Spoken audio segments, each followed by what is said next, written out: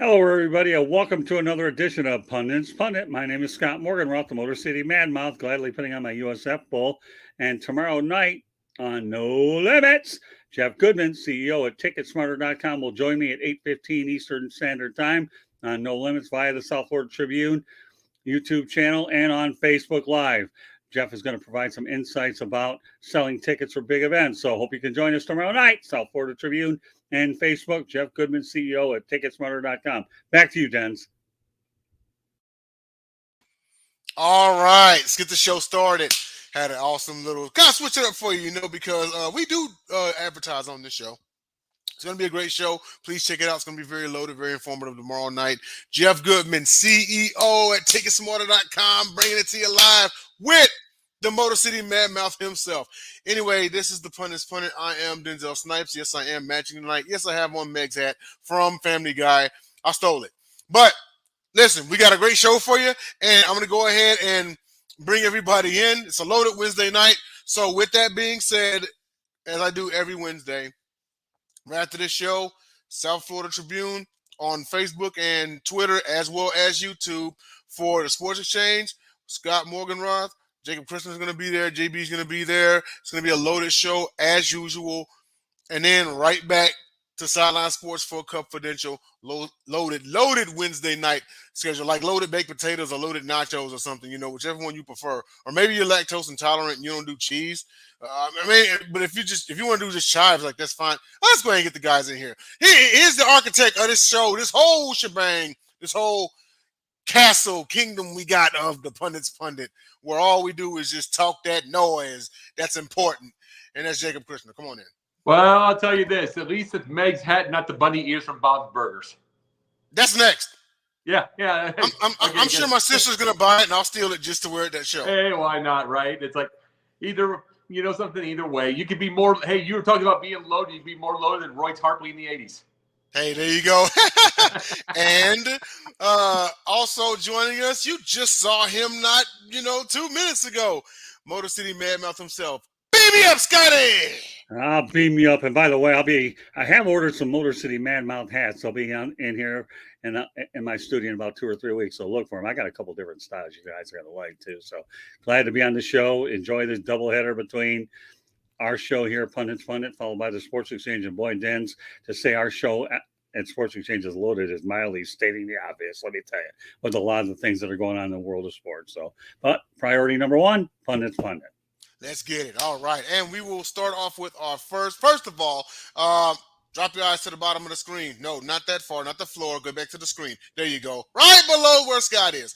You can catch us on YouTube, Facebook, Twitter, DBTV, and Stream TV. Yes, we've been on Stream TV for about the last 2 weeks. I actually just got done doing the schedule for the next 3 days. So you're going to catch all the great content on there. We're going to throw some old episodes on there because some of y'all are new and, you want to kind of get to know where the personalities came from and things like that. And, I wonder what they had to say about the Super Bowl. Cool. It'll be on there. So check out Stream TV. We're going to have the new episodes, the old episodes, and everything in between. Now, let's start this off with Prime Pundit Points. This is where we go around the board, solo screen, and we just say what's on our mind. So I'll go first here, and I'm going to keep this lighthearted here because my last two Prime Pundit points, and I get, real on here, ladies and gentlemen, and I don't mean to make it dark, but, it is what it is. Jacob will tell you, as he does every episode, if not every other episode, is it elicits conversation. We bring awareness. We spread the message, okay? But I just wanted to make it lighthearted here, and I'll keep it short. So the Kansas City Chiefs went to the White House and visited President Joe Biden, and Pat Mahomes had to save Kelsey from being on the mic, Travis Kelsey from being on the mic and everything. And sure, he was going to go into his Fight for Your Right to Party or No Sleep Till Brooklyn or I Can't Live Without My Radio. He was going to say some 1980s like throwback phrase that your mom or grandma in high school used to say or whatever. But I'm very curious as to what he would have said. You got to keep it lighthearted. I'm not mad at Pat Mahomes. You got to keep it lighthearted. I mean, like, come on. Someone's going to liven up the White House. Travis Kelce, when that man retires, most definitely will be a personality somewhere. You may catch him in WWE. You may catch him in AEW. He may take up a second career. He may want to learn the box. I mean, Ocho Cinco's doing it. Frank Gore's doing it, and Frank Gore won my knockout. So, like, there you go. Basically, shout out to Travis Kelce, man. And his brother also. Because I've seen their podcast and everything. All you have seen it, and if you haven't, it's really great. Go check it out. They act like brothers, just like the Mannings do, and everything. But that right there is the writing on the wall. After Kelce has been deemed the greatest of all time by tight end standards, maybe he'll pass Gronkowski, maybe he won't. I don't know, but definitely see him staying in front of the screen doing something other than football. All right. Well, we talked about South Florida being pretty busy with the Panthers and the Miami Heat, but today, big news here in South Florida as Lionel Messi will be playing for Inter Miami. Let's talk about the Messi effect. The cheapest ticket for Miami's July 21st match prior to adding Lionel Messi is $29.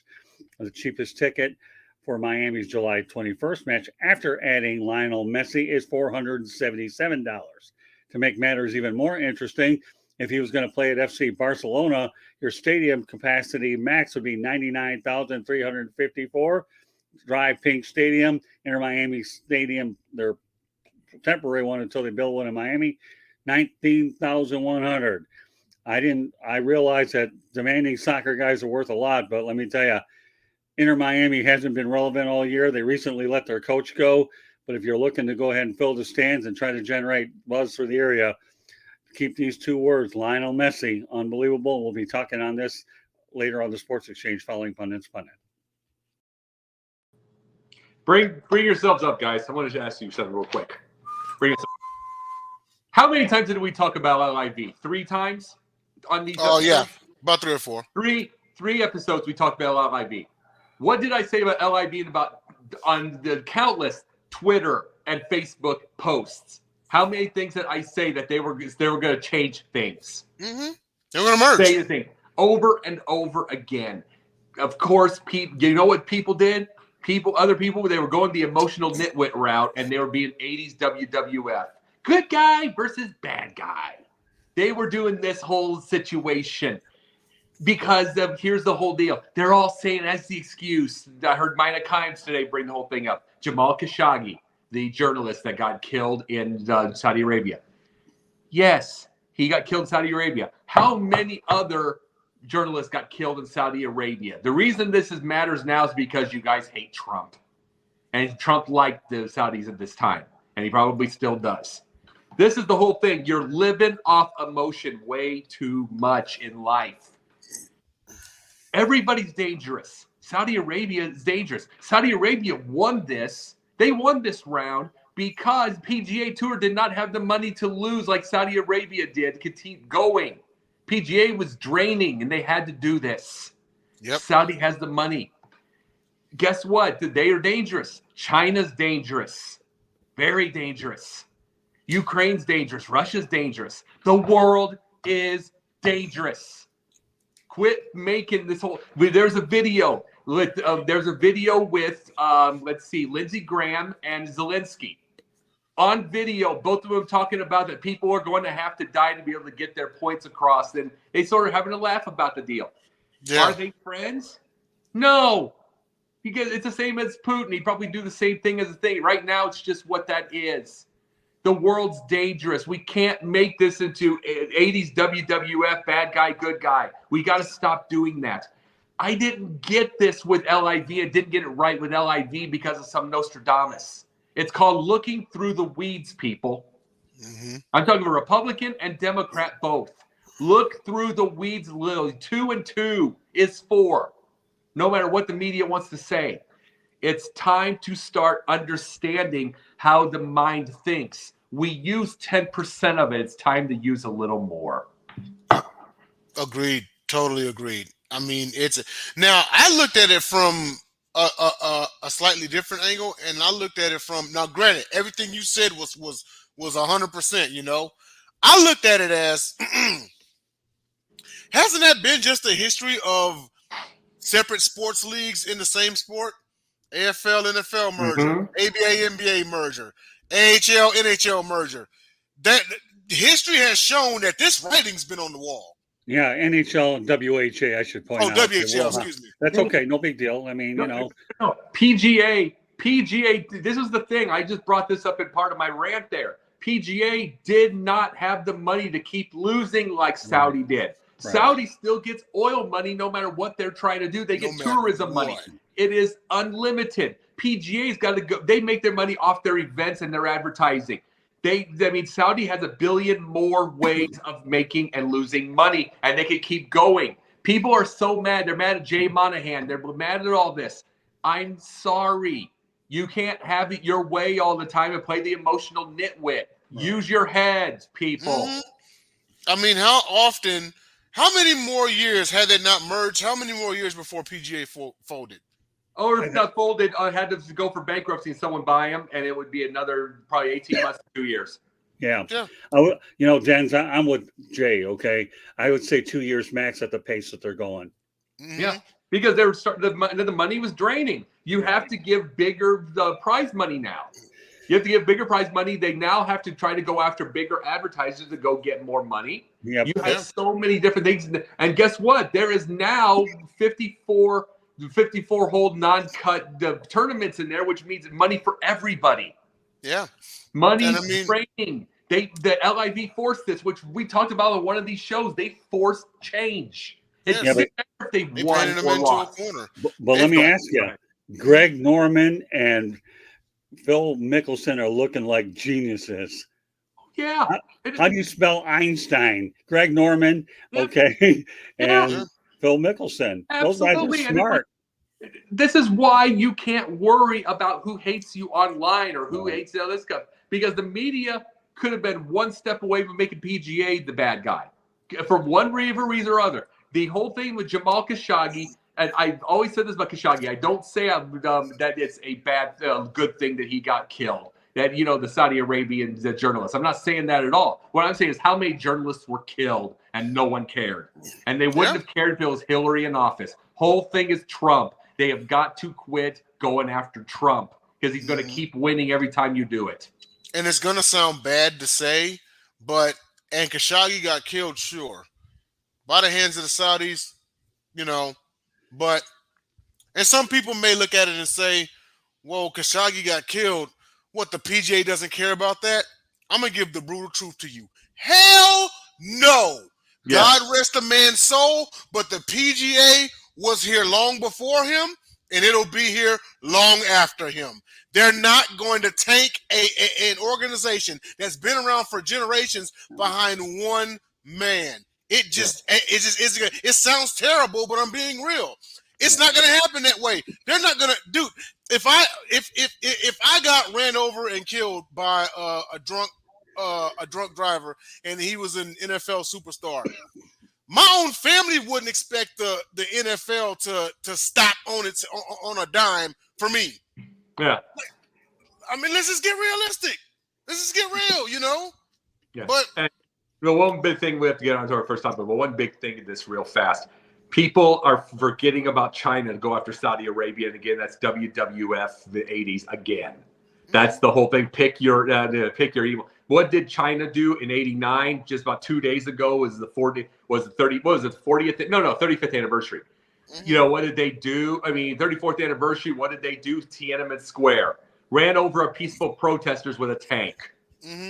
So because they wanted democracy. And yet people completely forget about that because in the moment it's Saudi Arabia. And what if, here's the thing. Here's the thing. One thing you will see is if Trump becomes president again, all of a sudden he becomes friends with China, and he will. He has no loyalty, none. And you just watch this. They will go after China if he becomes friends with them. You just watch. They don't care. He has no loyalty. The media doesn't have loyalty. It's a damn show, and it's got to stop being a show. Yeah, absolutely. But we do have to get on to our first topic here, and that is, so There's a new sensation out there. You know, when I made this, when I made this show earlier, and I was put on the destinations out there, you know, like Facebook and YouTube, Twitter, everything like that. And I'm sitting there thinking, okay, like CoCo Gauff, and of course I'm looking her up and everything, and I say, okay, now you know what this is reminding me of slowly is in a sport you get a great, okay, you get a Montana, you get a Jordan, you get a Babe Ruth, somebody, right? And it seems like any little tiny sport that comes after them, it's like, oh shoot, is this the next Jordan? Mm-hmm. And how many of them have you seen fold? All right. Harold Miner. Oh shoot, is this the next Montana? Wasn't that supposed to be Heath Schuler or somebody like that? You know. Mm-hmm. Now this is not sitting there saying it here. As far as CoCo goes, now she's number 4 in the world in singles, and she's number 1 in the world in doubles. Yep. She actually has a little bit under her belt already, and she's 19 years old. Now, people talk about the Serena.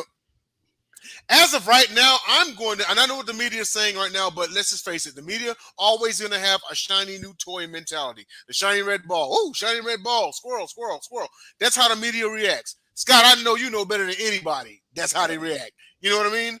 Yeah. But maybe you've chased a few squirrels yourself. I don't know. But with the mouth, I'm too big to chase any squirrels. I'm just looking for a needle in a haystack. There you go. You know, but I had my Daytona Tortugas turtle hat, but decided to go back to USF. So that was easier for me to chase at my age. Alma mater, yeah. but I'll just say this much, and I'll pass it to Jacob. Is I would think more, and this is just me. I would think more that Naomi Osaka is probably more like the next Serena, seeing as she plays like her and she beat her. Mm-hmm. But I digress. I'll pass it on to Jacob. There's a lot of media hype that's been saying that CoCo Gauff is going to be the next Serena. What are your thoughts on this? Well, people don't look at it. They didn't bring that up, even though she beat her. Well, for one thing, it's a lighter skin than I think they're looking at the darker skin with CoCo Gauff. But here's the thing with CoCo. I'll give a little story. She was 15 years old, I believe, in 2019. And I took one look at her screen. I simultaneously loved her game because she was basically a thinner, more muscular version of Taylor Townsend. Oh. Okay. And it's like she was a thinner, more muscular version, which I would get so mad at Taylor Townsend because she would she let herself keep herself overweight. So because I want to be a hero to big girls. Serena was a hero to big girls. It's called muscle. You know what I'm saying? She was the hero of the big girls. She was the goal. You know, she took her body and made it big, but muscle. Right. So there was that right there. And then CoCo Gauff comes in, and I'm like, this is a thinner, more muscular version of Taylor Townsend. And I was thinking, but at the same time, it was simultaneous. But simultaneously, I said, I don't want her to win until she's after 18 years old. And it's not because of her game, and it's not because of her. It's because the media will slobber all over. And you want to know what happened with, and this is the truth. When you know what happens when the media slobbers all over, you get Naomi Osaka, whose career is probably almost over. Right. And it's because of anxiety. CoCo's already. In another, I'll say this real quick and then keep going. Yeah. In another sport, you get another Simone Biles. Yeah, anxiety, and the thing is, we talk about anxiety now. And CoCo Gauff's already admitted she gets anxiety. It's nearly killed Osaka's career. Right. It's all that stuff. When you get the media and they continue to do this, this is why I didn't want her to win at 15. Her career would be over already, I think. I have no question. Or she'd be in the challengers already if she would have won that. Because this has happened. This happened to like about 3 or 4 of the girls. One of the girls came, she won. I forget which one right now. She's Spanish. She won from she was the qualifier. She won in a qualifying event, won the whole thing. She would put all the pressure became on her, and then she just started losing because the media was putting it all on her. She won the whole thing and got that just from there. People don't understand winning is more than the physical deal. Way more. It's way more. It is what you can do mentally. And when you keep doing it to these kids and you keep saying, who's the next Serena? You're not going to get a next Serena. Serena and Venus were the right time of the right everything. Let it be the next CoCo. And if it's the next CoCo, I'm rooting for her from 15 years old on, but I know they won't. And then you're going to make her nervous. We're going to lose her, just like we've lost Osaka, just like we're losing a few others. And we lose these things. You got to slow down. It's why the internet and the fans don't slow down, because the media won't slow down. Then you get Skip Bayless, who once made you got to remember when he made Josh Gordon and Manziel into bigger than LeBron. And then what happened? Exactly. They won't stop. You brought it up the other night. Scott.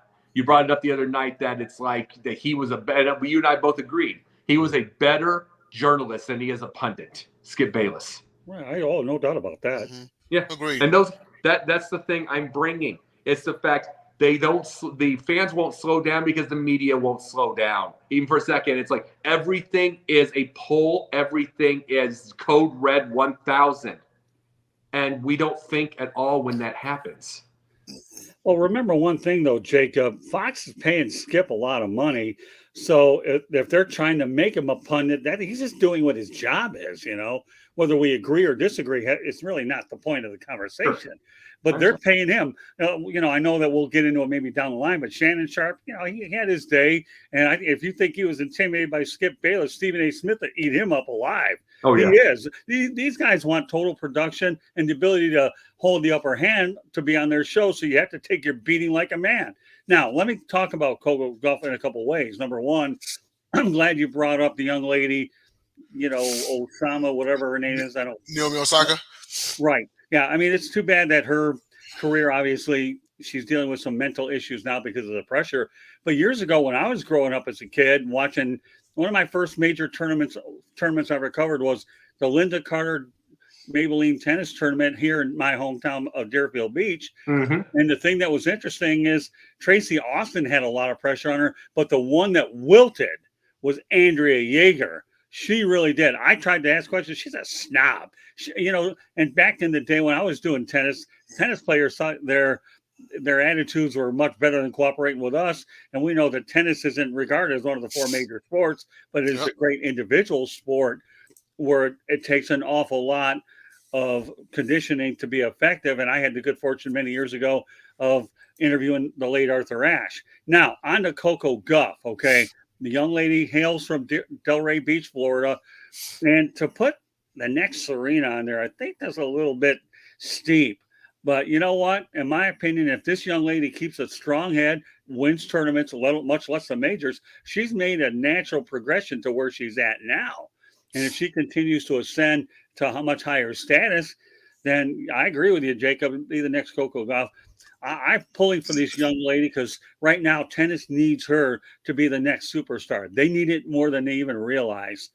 And if CoCo Gauff is the type of individual that wins majors, stays straight and narrow, I think she'll be fine. But to sit here and call the next, I'm not so sure. I don't like when I remember many years ago, Sparky Anderson thought that Kirk Gibson was the next Mickey Mantle. How much more pressure do you want on that, for crying out loud? His own good career. Yeah, but you know what, though? Kirk Gibson had some big moments, never made a Hall of Fame, but tell you what, he had a pretty good career anyways. But to be able to compare somebody to a legend, I don't know, it's a little tough for me to swallow. But more power to CoCo. She's in my neck of the woods, and I'm wishing her all the luck that she can have, as long as she can go ahead, stay strong-minded, and has good publicists around her that she'll take what she is able to get. Well, it makes me wonder, real quickly, I was going to say, it makes me wonder. You've still got, right now, I'll tell you this, if she can beat Swiatek, if she can be in the finals of the French, that's going to really hit her. But at the same time, what's people are they going to say to her if she would lose to Swiatek? And that's probably going to be her and Swiatek in the semifinals or finals. If she loses to her, the one they call the Iga's Bakery, because she's winning 0-1 on to everybody. If they lose, if she truly loses, how many people are going to go, can she finish the big one? That's not, no. It's usually that's what your time is. And that's where I say she's 4 years in. Yeah. This is where we get to stop. Let's say what you want, though, Jacob, and I get it, but I don't care what sport you're playing. If you don't win a championship, people are going to ridicule you no matter what. Whether it's fair or not, it's another story. I don't care about that. There's perception, Jacob and Denz, and reality. The perception is once you won all the way and you've been a champion, they'll leave you alone. But until you have, they're going to go out there and trail you a little bit. And unfortunately, you're not going to get the credit you do because of your outstanding performance, because championships overshadow outstanding performances. Everything. And, and I mean, it's premature, you know what, this is why it's like, all right, let her win a couple of Wimbledons. Then you can start talking about this. Now, I will say this much, and this is probably what jump-started this talk, is she the next Serena and whatnot? It's because she did beat Venus. So, like Naomi Osaka beat one sister, CoCo Gauff beat the other, Now, yeah. I can understand why they did it, but it's still premature. Let her win some trophies first, then start to talk, No doubt. I mean, for crying out loud, everybody looks at LeBron James had to go to Miami to collect his first championships. The only thing that saved his career was he won one in Cleveland. I don't care about the other stuff. One was in a bubble. The other one's in Cleveland. The other two are, we got 2, but we promised 5. We know how that worked out. And then Kevin Durant decided to take a ride over to the Golden Gate Bridge to get his 2 championships. He hasn't done anything since. He took the Brooklyn Bridge, and all of a sudden he sunk. So, it's just one of those things where you can piggyback off somebody or not. So, again, this is a great topic, too, because, I don't think it's fair to compare other people. But until you get that monkey or gorilla off your back, you're to me, you're going to get swallowed up by the media. I hate to say that because I've been in it for a long time, but this is what we look for. It's great that you say that because LeBron James, year 9. Right. Michael Jordan, year 9.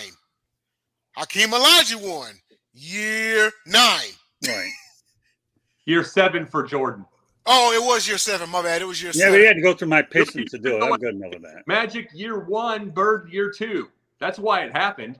Mm-hmm. I mean, expectations are always going to be on that. Now, to be fair, and they went on to be greats on their own, okay? But to be fair, Magic was gifted a great team. Bird was gifted a great team. Jordan was not. Yeah. Well, neither was Isaiah Thomas, but look what happened. You build it the right way. Yeah, absolutely. Well, we're going to go on to our next topic here. Real curious to get people. We actually this might be a part 2 of something that we did. You may as well call this the expansive version of the Mike Tomlin topic, okay?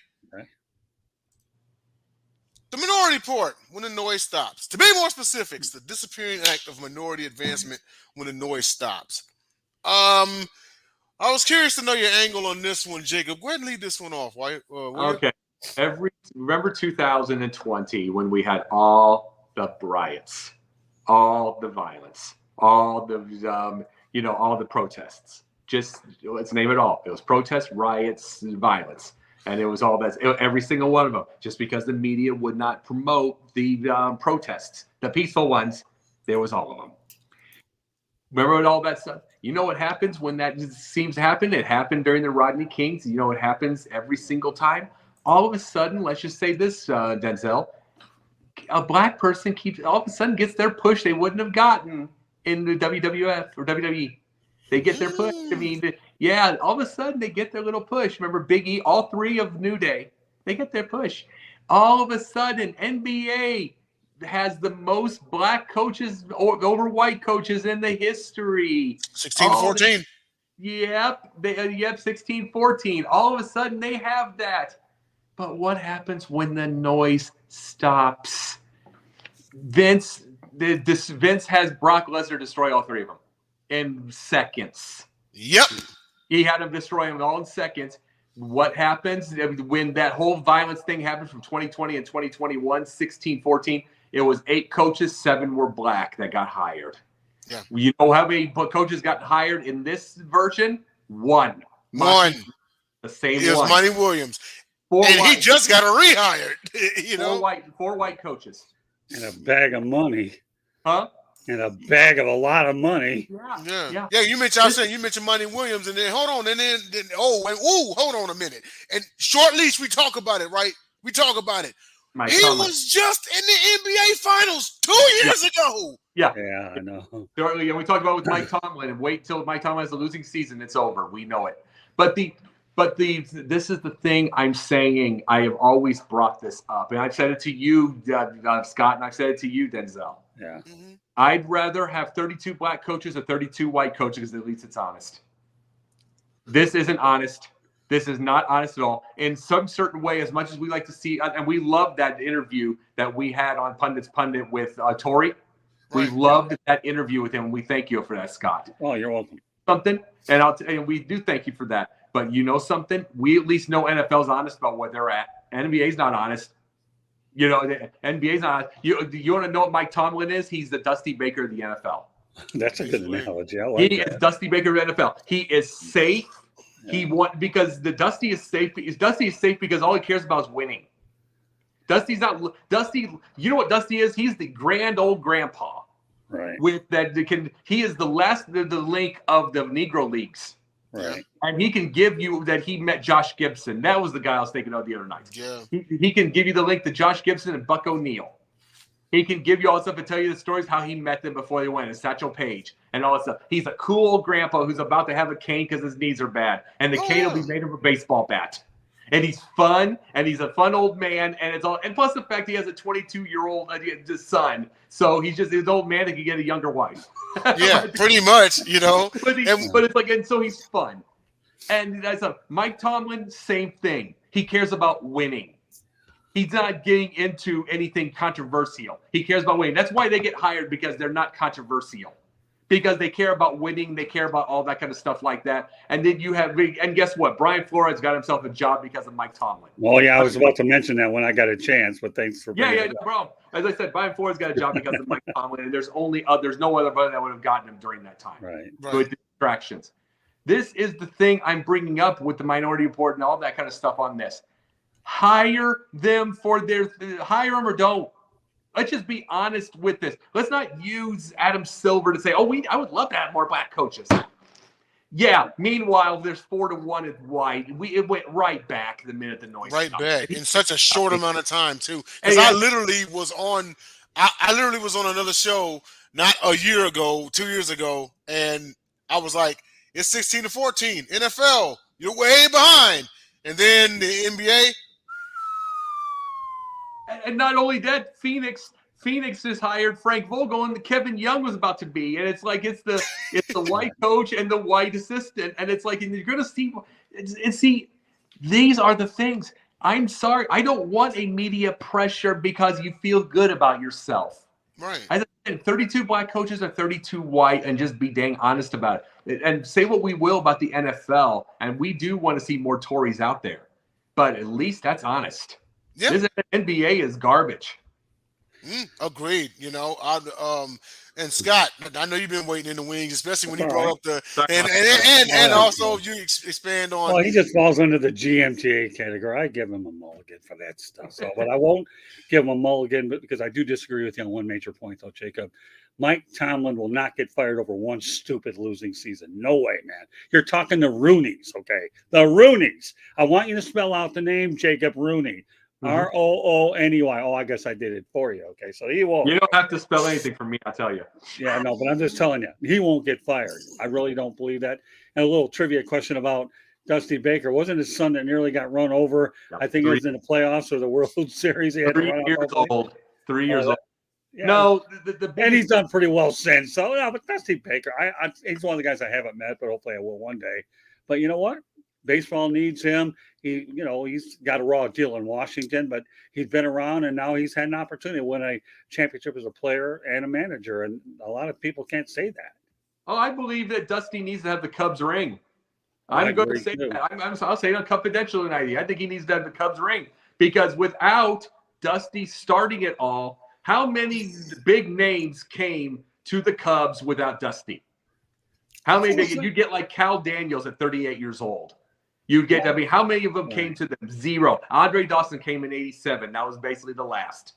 How many big names came in? He came with a $500,000 blank. Yeah, but you know why he came as a $500,000 player? Do you know the story behind that? Yeah, his knees were bad. He put a Why he had to get the heck out of Olympic Stadium where his knees were going down, and he ended up saying, "Write me a blank check, play over Wrigley Field on the grass," and then he wrote his ticket after that, and the Cubs were more than happy to do it. So, talking about a dollar store bargain, that was it. I know, but the Cubs, But what happened after Dusty? Nomar Garcia-Parra, Greg Max comes back, Derek Lee, name after name after name after name. Him before, when he was there and then after he was there. We see Dansby Swanson. You see, okay, I will say Corey Bellinger. I was wrong about Corey. Okay, that's a name. It's like they get name after name after name. That started with Dusty. Yeah, that's true. And you know, and I'll say this much as far as Dusty goes. Dusty, and I'm going to say this, and at the end of the day, who cares? We wanted to see him get his ring. Outside of Jeremy Pena and Yordan Alvarez, he was given AJ Hinch's team. Mm-hmm. He was. But again, no one cares because we wanted to see him get his ring, right? Yep. I'll do you this much, Jacob. I'll do you this much, and if you were to put Dusty on the Cubs now, they're NL Central champions. Oh no, God! If you put him on, if he replaces Mr. Ross tomorrow, they're going to catch up. Yes, I know. Yeah, and they're going to, and it's like he got a raw deal in Chicago horribly. I could not stand it because they would have built that team back up. Yeah. Yeah, but you got to remember one thing about what happened in Houston. He had to go ahead and take care of all that bad PR that they had, and he had to be the stabilizing figure. And don't think in a million years that Bob Crane isn't grateful that somebody came in there and steadied the ship. You were looking at a sinking ship if you didn't bring the right caliber manager in, and you couldn't have gotten it better. I mean, that situation was horrendous. I mean, I'm glad AJ Hinch got another chance, and Alex Cora did too, because let's face it, everybody deserves a second chance. But what Dusty Baker had to do in Houston before he got that chance, and they were loading him up on talent, and then he lost some key free agents along the line and still won. Won. Yeah. So, but the bottom line is, when he walked into that situation in Houston, don't tell me there wasn't a PR disaster. He had to clean up and protect his players more than any. Because I'll tell you what, if RFK had Dusty Baker as a bodyguard, he'd still be alive. Unfortunately, Rosie Greer didn't get it done, but Dusty Baker would have. No, Dusty. The thing about Dusty is I get a laugh at this part. Houston, they were like, kill Houston, die, get him out of the league. Dusty Baker's now manager.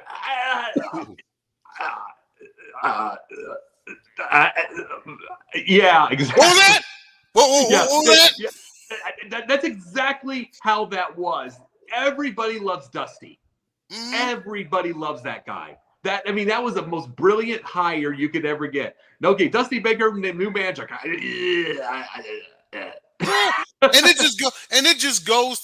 also just goes to show you that the media can really drive home a narrative, because the stuff that was going on with the Astros, the Yankees got investigated, ignored. Yep. The Red Sox got investigated and punished, ignored. Yep. But just like you said, it was die Houston, die Houston, die, and then Dusty comes along and it's like, ooh. Well, you listen, you want to go there. I'll tell you what, I'll tell you what, when COVID-19 hit, okay, and I was covering the Marlins then, everybody laughed at us because we were the first ones that had the outbreak with Don Mattingly, and then all of a sudden the dominoes dropped with these other teams. But we were the ones that were being ridiculed. Our pitchers were the ones throwing inside their hotel rooms with balls inside his socks. I mean, if you ever covered baseball during COVID-19, and you guys didn't, like I had my relationship with the Marlins, we were being laughed at all over the place in your area in Atlanta. And then all of a sudden it happens to St. Louis, and now this whole COVID-19 thing is real. But when it happens to little Miami and the Marlins, we've won 2 championships. We've had a lot of losing years. We haven't won many. Never won a division title, but we still have 2 titles, no matter how badly you want to laugh at us. And we're the ones that got picked on with COVID-19, and now everybody else got in trouble. Then who was laughing then? Don Manning and I would talk about it. Just because we're the Marlins, I guess they're going to pick on us. Yeah, we don't have a chance in the national media. But yet, say what you want, we got in the playoffs under tough circumstances. So we need to get to another topic. I just want to say this real fast. The third, we're going to switch to this topic real fast. We're going to talk because I didn't know if you've seen it, Jay. I promised him we were talking about the Georgia-Florida, the game getting extended. You got it. You got it. Let's do that because the last one needs to be the final one. You know what I'm saying? The one we had. Okay. Before. No. Sounds good. And you know what, Scott? You wanted to go ahead and lead us off, man. Yeah, let me go. But I want you guys on screen when I do it. Number Of course, one, of course.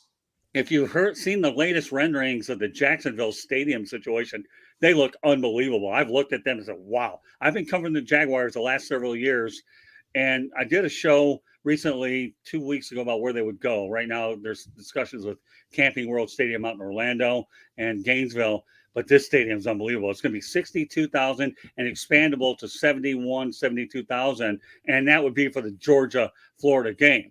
Now, let's face reality, okay?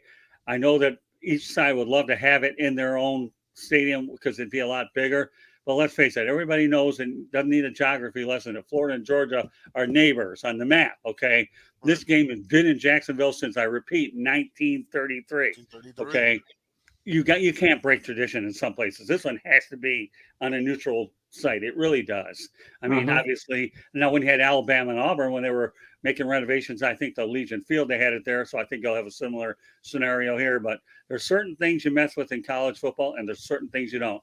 But University of Florida and Georgia deserve to play in Jacksonville. It's great for the city of Jacksonville, and I think it's great for the both states where you can call it the border war, because that's exactly what this is. I've never attended one of their games. I'm not really worried whether I do or not, because I work in Jacksonville a lot anyways with the Jaguars. But don't mess with this one. Just don't. I mean, Mel Farr was joking around about it. That I wouldn't care if they played this game in Iceland or wherever. I said, well, because you're a USC, UCLA guy. That's why. And, we kind of had a little bit of fun time there. But no, I mean, some people don't care about it. And yet he lives your neck of the woods. But this is one thing where the neutral site has to be what it is. I can't believe that and I think they're playing Oklahoma. Don't they play Oklahoma and Texas still in the old Cotton Bowl, right? If I remember right. Yes, still do. Right. So there's certain things you just don't mess around with. I was just about to mention that too. It's because there's just some things you don't touch. It would look weird seeing the Sooners in Austin. It would look weird seeing the Longhorns in Norman. Right. Now, what was it, Alabama and Auburn? They can kind of get away with it at Legion Field, like it was what it was. But you just don't. No. This is some things you don't touch. If you got to move it to Orlando, move it to Orlando. But also, go ahead. Yeah, they may just be doing that temporarily until they get the new dig fixed up. But they're talking either Orlando or University of Florida. You can't go to Tallahassee. That's 4 or 5 hours away.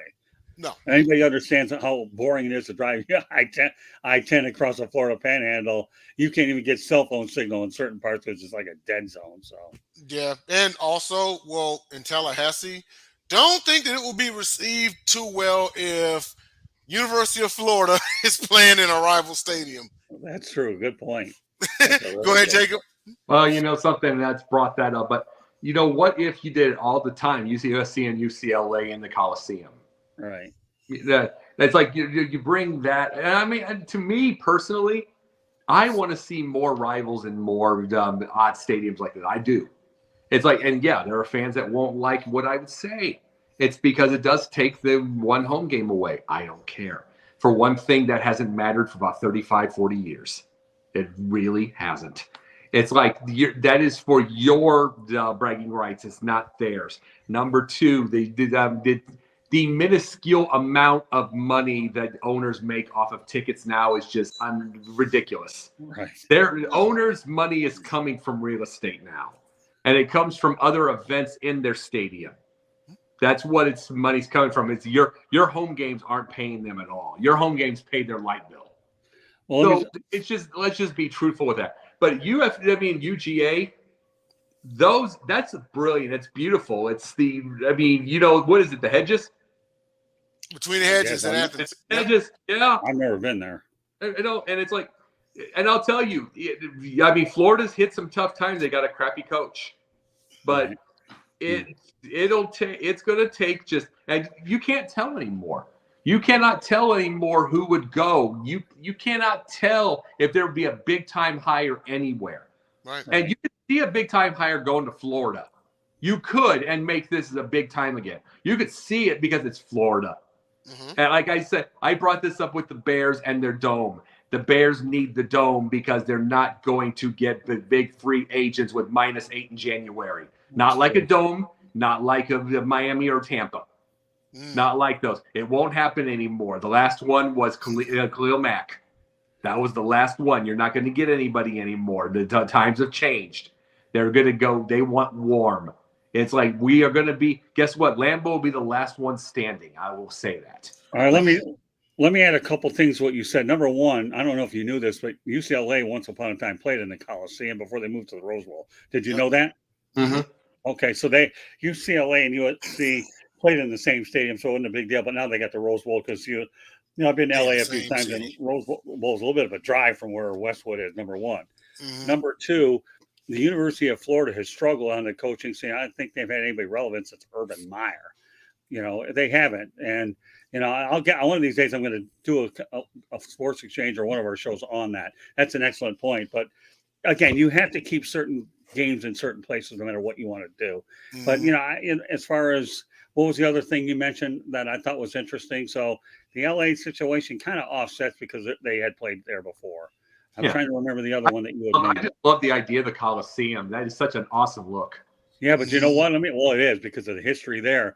For sure, but and I mean the history. If you know anything about the Coliseum, which I know you do, that hosted track and field, I think, during the '84 Olympics, and a lot of great events. And now they have a NASCAR there. So, but UGA and UF means that they have to just keep it there, and they will. But there will be a 2-year hiatus where they have to play it on each other's home stadium, whether we like it or not. So, right. I mean, the whole argument of I think Jacob, you mentioned it takes away a home game. Totally irrelevant for several reasons. Number one, Florida played in literally the first ever Southeastern Conference Championship game. When at that time period, they were saying, add an extra game to the schedule, neutral site? No way. It was the biggest risk in college football at the time, right? Yeah. And then that leads to number two. How many national championships has Florida won since 1933? How many conference titles? Same with Georgia. So this neutral site game didn't throw them off at all. I agree. Didn't throw them off at all. They still kept winning. They are two heavyweights. They are two, not just Southeastern Conference heavyweights. They are two historical national heavyweights. Everyone knows who Florida is. Everyone knows who Georgia is. One other point I want to mention, though, you talked about cold weather sites. It didn't stop Green Bay from landing Reggie White, though, did it? He wanted to play for there, so I'm not going to sit here and tell you that cold weather. Well, that was 1993 also. It's not going to happen anymore. Well, no, I'm just saying.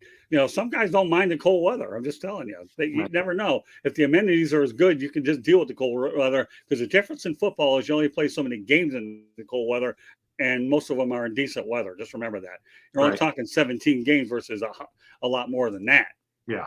I know what you mean. Yeah.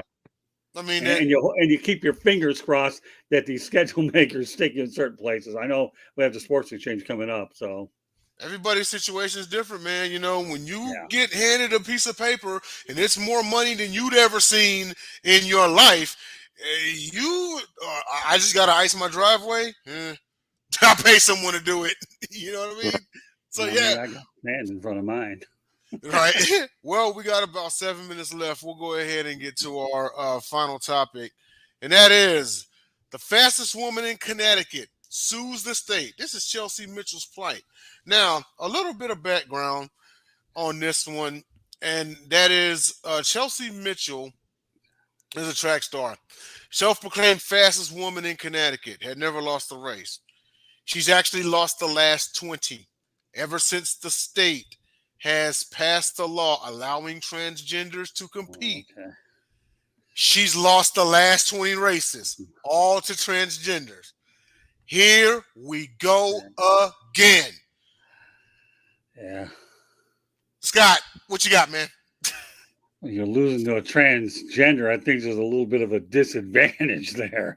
It's not like you have a man and a woman playing a golf at the men's tee here. You know what I mean? Because I know that's commonly used if you're going to go out there and be equal. But this seems like the most unequal thing I've ever seen, knowing full well that regardless of whether you become a transgender or not, I still think you're made a certain way.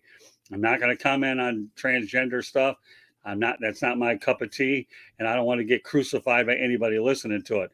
But when she's lost a lot of races to individuals that were made not the same at birth, and I'm trying to be nice about it, then that losing streak probably doesn't bother me as much as probably a lot of other ones do. That's all I'm going to say on it. You know, I watched a clip on a comedian, and he was like, "Hey, I'm all for." He was a stand-up comic, and he was like, "Hey, I'm all for trans competing in sports with the women as long as I'm allowed to sports bet." Yeah, Yeah, that that may be one of the shortest responses that you guys have ever gotten out of me on Pundit Pundit, and I can guarantee topics like this will ensure I never lose my voice on any show. Oh no, I got you. I totally get it. But but I want to swing it over to Jacob. And I know I saw you smile a little bit. You know, if you're allowed to sports bet, you might that I'm not a fortune teller, but that one with the goatee, I don't know. But no. As far as this goes, and this is in line with the swimmer Gian, whatever That he wants to was call himself today. Liam. Yeah, I call, Liam Thomas. I know it's It falls in Liam, but line I with call him Liam. that. Yeah. And then also the one who competed at Bellator and broke the oral bone of his opponent. And now you've got them running and winning these races and everything. And it's just sad that it took a literal person, people who were born men, to break her streak, This is just me. It should be stricken from the record books. I don't see how they could have allowed this, But Jacob, go ahead. What you got for us, man? I don't know how these lunatics keep getting kowtowed to. I don't know. I want to know. I want to be the fly on that wall when that happens. But they had a set of charts between the times of the fastest women and the fastest men during the time. Between the least fastest man and the fastest woman was 29 seconds. Jesus Christ. 29 seconds. Oh, but no, there's no difference. You're a lunatic. You're an absolute unmitigated pandering lunatic. There are differences. They had a man cave in a woman's face during an MMA fight. Cave in her face, probably ended her career. I pretty much did. Caved in her face. But yet, and by the way, Leah Thomas, his teammate on that woman's team just came out on an interview saying that they were told to be quiet. What's with this? Why do they need to have a man in a woman's locker room? What is with this lunacy? What is all this? I want to know where the money comes from. I want to know who they're scared of. Because guess what? They're men. There are women. I'm not going to care about. You were bringing it up, Scott. I'll give you a second. You were bringing it up. You didn't want to think. I will. I don't care what people say. This lunacy's got to stop. Yeah. Go ahead, Scott. No, you do my speaking for me. I don't care. You can be an agent for me on this one. I don't even care. I mean, all I can tell you is on the surface, I'm just telling you that those particular transgender people were a certain way physically before they decided to take the transgender plunge, if you get my drift. Many years ago, I used to drink iced tea. Let's take the iced tea plunge. Well, let's just switch that analogy and take the transgender plunge and feel with it any way you want. The losing streak is one thing. I mean, once upon a time, we put an asterisk next to Roger Maris's home run record because the game count? And now we should put, for all these people that have wins here, you might as well stick an asterisk next to them too, because in my opinion, an asterisk is appropriate. You want to have an even level playing field? That's not doing it that way. I'm sorry, but unfortunately, we're all judged by wins and losses. And this young lady, to me, is a result of 20 losses that she was running a little different, not on the same playing field. It doesn't take a rocket scientist to draw your own conclusion on this, does it? I'm gonna say something real quick. Now I'll pass it to you, Jacob. Yeah. And some people at home are gonna get pissed at what I gotta say, but this is dedicated to all you out there who want to argue with science. Okay, for the record, I got nothing against that community. Okay, but if you have any reservations, doubts, pushback about how science works, let me break this down to you, okay?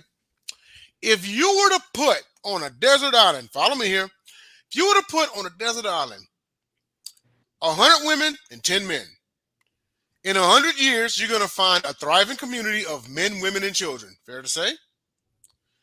If you were to put 100 trans women and 10 men on a desert island, In 100 years, you're going to find 110 skeletons. Yep. Jacob, what you got? And I will say this. I will be a dad one day. A late dad. I'll be 50. My dad was 50 when I was born. I was the last one. I'll be 50 will probably be my first. You know what I'm saying? But I'll be a late dad, but I'm going to be a dad.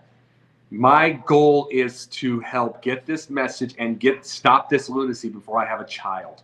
Because the hell knows I am not doing that.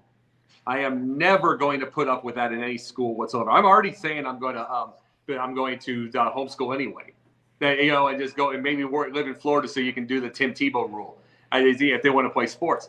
But there's no way I'm ever putting up with that as a father. Ever, ever, ever. And I hope that I've helped put the stop to this garbage before I have kids. I hope so too, man. All I know is by the time you become a dad, I'll be collecting Social Security, so it is what it is. Yeah, but I'm saying as a father, I will never put up with that. And it's like I hope before I have kids that this is simmered down because because I will not put up with it. Yeah, well, I mean, you just imagine the one that got beaten MMA by the trans. Imagine how her dad or her people feel, like that's gonna no way could anyone like let that ride. I mean, like that's a man putting his hands on my daughter. Like, are you crazy? I don't care if you're competitive or not. No, on your daughter. All right, you want another acronym, Jacob? Okay, don't hold your breath and take the acronyms by the time you have, because this thing isn't gonna. Well, one thing real quick, Iron Sheik just passed away. And I wanted to bring this story up real fast. Iron Sheik was the bodyguard to the Shah of Iran. Oh, was he? The bodyguard. He was a bad you-know-what. He was the body, everything like that. 2003, his daughter got murdered. And it's like, and you want to know, and he was never the same, but you want to know what the biggest reason he wasn't the same? It's because he had surgery, and he couldn't move.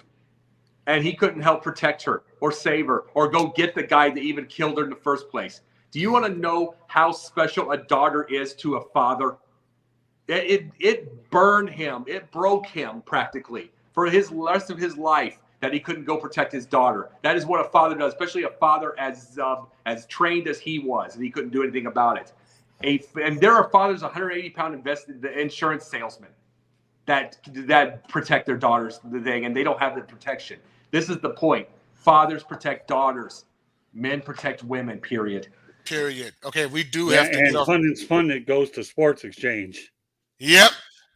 We do have to wrap up here. Sports Exchange is up next. Thank everybody for tuning in.